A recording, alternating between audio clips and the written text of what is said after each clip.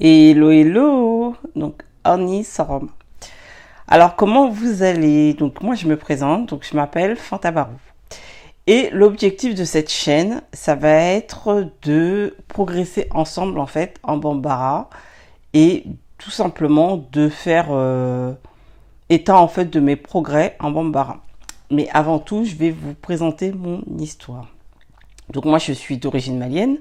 J'ai 40 ans à ce jour. Et j'ai toujours parlé Bambara, enfin, j'ai toujours entendu le Bambara chez mes parents, qui ne sont pas Bambara, je précise, parce que c'est vrai qu'on a toujours tendance à croire qu'il n'y a que Bambara et Soninké dans la culture malienne, mais il n'y a pas que ça. Ce sont deux langues, effectivement, qu'il peut y avoir en plus du Pulaar, mais ce n'est pas mon ethnie. Mon ethnie, je vous l'écrirai, vous ne devez pas connaître, mais voilà, mon ethnie, ce n'est pas Bambara. Mais en tout cas, chez nous, on parle Bambara. Mon père parle aussi de Soninké, mais en tout cas, nous, il nous parle Bambara. Et il se trouve que, donc, il nous a toujours parlé Bambara, ma mère aussi. Sauf que, lorsque les enfants entendent, la plupart des enfants, en tout cas, moi, je l'ai constaté dans mon entourage avec mes cousins, on entend le Bambara et le français. Mais la facilité quand on grandit dans un univers qui est français, c'est de répondre en français. Donc c'est ce qui s'est passé. Donc on a toujours répondu, donc on a toujours très bien compris ce qu'il disait, et puis on répondait en français. Et puis c'est vrai que vers l'âge de 15 ans, mon père s'est dit c'est bon, il a dû se dire mes enfants comprennent pas, je veux qu'ils parlent. Et à cet âge-là, franchement, on est rebelle quoi. C'est pas l'âge auquel il faut Enfin, moi, en tout cas, je l'ai mal pris et puis surtout, je maîtrisais pas, j'étais gênée, donc j'avais pas envie, quoi. Clairement, j'avais pas envie et c'était très compliqué et c'était dur, donc du coup, j'avais pas envie. On faisait des efforts 1 ou 2 jours, il disait c'est bon, le français c'est fini, puis après on lâchait, quoi. Et puis lui aussi il lâchait et voilà, ça s'est fini comme ça. Du coup, même à ce jour, je réfléchis, il nous parle même plus Bambara, tellement c'est devenu dans son esprit, c'est comme ça. Et du coup, petit à petit, quand j'ai commencé à avoir 30 ans, je sais pas ce qui s'est passé, mais j'ai commencé à me dire, à avoir un mini complexe. C'est un mot fort quand même, parce que c'est pas vraiment un complexe, mais à me dire quand même, il me manque une part d'identité. Je me sens française, je me sens malienne. J'ai besoin de ces deux parts-là, en fait. Et le fait de pas comprendre, de ne pas parler le bambara, de ne pas savoir m'exprimer, parce qu'en plus j'y suis retournée en 2016, et je voyais bien, moi si tu me laisses dans l'univers, de toute façon je vais me débrouiller, hein. Clairement je vais me débrouiller, je vais parler, je vais me débrouiller. Le problème il est pas là, mais c'est pas du tout fluide. Clairement c'est pas fluide. Pour quelqu'un qui l'a entendu toute sa vie, c'est pas suffisant. Pour moi c'est clairement pas suffisant. Surtout que moi j'aime les langues, je parle anglais, je parle un peu espagnol. L'anglais n'est pas fluide aussi, mais bon bref c'est une autre histoire. Et je me vois mal en fait maîtriser d'autres langues et ne pas maîtriser une de mes langues maternelles alors que je l'ai entendue en fait toute ma vie. C'est ça qui me stresse, c'est que je la comprends bien, mais répéter, c'est pas la même chose en fait.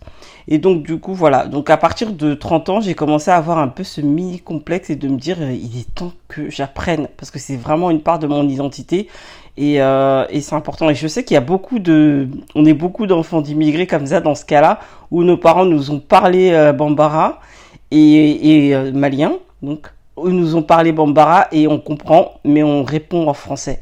Et c'est vrai que plus on vieillit et plus on se rend compte que cette part-là, elle est en nous et qu'on en a besoin. Et que c'est nos racines en fait. Moi j'ai pas encore d'enfants, mais clairement mes enfants je veux leur transmettre ça aussi. Donc voilà, donc c'est important en tout cas pour moi. Donc voilà, donc d'où l'ouverture de cette chaîne, c'est de faire un peu état de mes progrès et d'apprendre un peu ensemble pour ceux qui sont un peu dans le même cas que moi. Dites-moi dans les commentaires si vous vous reconnaissez dans mon histoire et d'apprendre ensemble.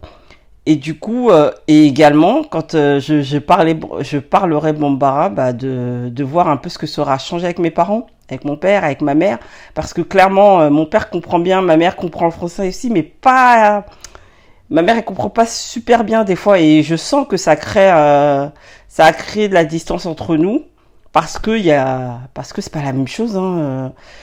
Et donc voilà, donc de voir vraiment un peu ce que ça donnera quand je maîtriserai la langue, j'ai hâte. Ça fait tellement d'années que je dis qu'il faut que j'apprenne. Quand même pour information, j'avais pris des cours chez Afrilang il y a 4 ans maintenant. On a pris une année, on devait continuer, finalement ça n'a pas continué. Et c'était pas suffisant en fait. Et du coup là, je me dis voilà, là je commence par un livre. Et après, on va voir comment ça va se passer. Je vais peut-être reprendre des cours avec un prof. Je vais voir. Donc là, on va commencer par un livre. Et voilà, on va apprendre des mots. Et ce sera vraiment pour les tout débutants, en fait. Et puis voilà. Parce que moi, ce qui me manque, en fait, je pense que c'est tout ce qui est un peu...